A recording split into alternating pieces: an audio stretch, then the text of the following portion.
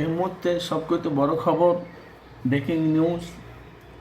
আপনারা জানেন যে সামনে বিধানসভা ভোট, 294টি সিটের রাজনীতি নিয়ে খেলা। 67 থেকে 66টা সিট আছে বিজেপির, ছোটছাট 1-2টা সিট এদিকে বেরিয়ে গেছে, বাকি সব তৃণমূলের। 294টি সিটের মধ্যে একটা সিট তার নাম হলো পেয়েছে, সেটা ভাঙড়ের বিধায়ক এমএলএ নওশাদ সিদ্দিকী ভাইজান। এখন আব্বাস সিদ্দিকী ভাইজান বলছে এই পশ্চিম বাংলাতে মুসলমানের দরদি কোনো বিরোধী দল নেই। সিপিএম বলো, কংগ্রেস বলো, বিজেপি বলো, তৃণমূল বলো, বামফ্রন্ট সিপিএম বলো, যেই বলো, একমাত্র তোমাদের বাঁচার রাস্তা যদি কেউ থাকতে পারে কি কেউ রাখতে পারে, তার নাম হলো আমার ভাই নওশাদ সিদ্দিকী। এটা কিন্তু সোশ্যাল মিডিয়ায় ব্যাপক হারে কিন্তু চঞ্চল চলছে। কিন্তু এই যে কথাটা যে বলেছে আমাদের জানপ্রিয় ভাইজান আব্বাস সিদ্দিকী, 100-র মধ্যে 100% ভাইজান কথাটা একদম বেশাক সত্য সত্য সত্য সত্য বলেছে। কেন বলছি, আপনারা দেখেন যে রাজনীতির ময়দানে বিরোধী দলগুলো সবাই যে যার ধর্ম খেলে রাজনীতি করছে।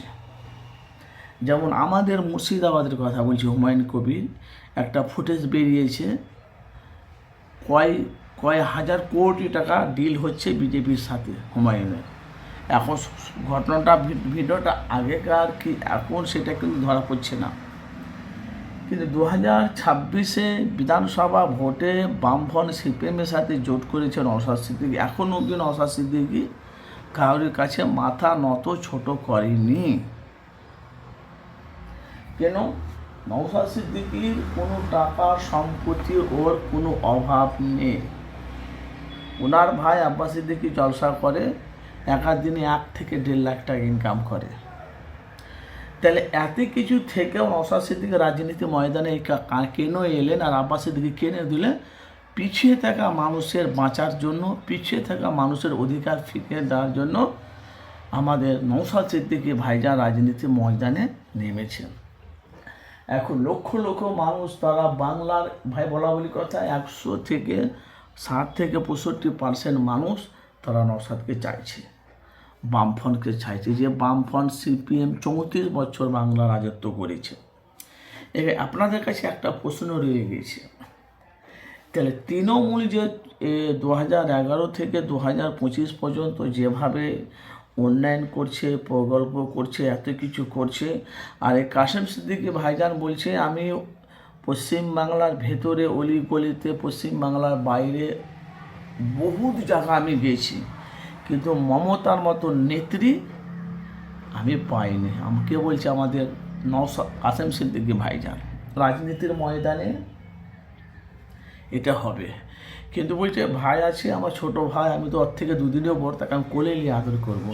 কিন্তু আর একটা কথা আমি বলছি ভাইজান, তাহলে নওশাদ সিদ্দিকী ভাইজান মাথায় টুপি নিয়ে ঘুরে, কাসেম সিদ্দিকী ভাইজানে কিন্তু মাথায় টুপি নাই, আমি দেখতে পাচ্ছি। তো যাই হোক, রাজনীতির ময়দানে কোনো জায়গায় ক্ষেত্রে মাথায় টুপি রাখে না, কিন্তু নওশাদ সিদ্দিকী যেখানেই যাচ্ছে তার মাথায় একটা টুপি আছে কালো, সেটা চুলের সাথে কালো টুপিটা ম্যাচ করে।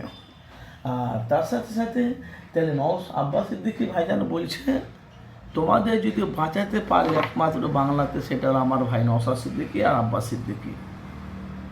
তো ভাই আপনাদের মতামত অবশ্যই জানাবেন। কেন 2026-এ বিধানসভা ভোটে নওশাদ সিদ্দিকীকে আপনারা কারা কারা জয়ী করবেন? আর ভাঙড়ে যেমন ভাঙড়ে শওকত মোল্লার সাথে লড়াই, একদম কোলে পিঠে হাড্ডাহাড্ডি লড়াই। এদিকে শওকত মোল্লার উপচে পড়া ভিড়, এদিকে আবার কার ভিড়? নওশাদ সিদ্দিকীর ভিড়। আপনাদের মতামত আমি জানি না আপনারা কে কোথায় থেকে দেখছেন। তো পশ্চিমবাংলাতে আনাচে কানাচে যেখান থেকে আমার বক্তব্যটি আপনারা শুনছেন, অবশ্যই আপনাদের মূল্যবান মতামত জানাবেন। বাংলাতে ভাই আপনারা যদি দুর্নীতি চান, তো দুর্নীতিকে ভোট দেন। আপনারা যদি বলে না আমরা বাংলা পরিবর্তন চাই, তাহলে পরিবর্তন মানুষকে ভোট দেন। কেন? মুসলমান দরদি ভাই কেউ নেই।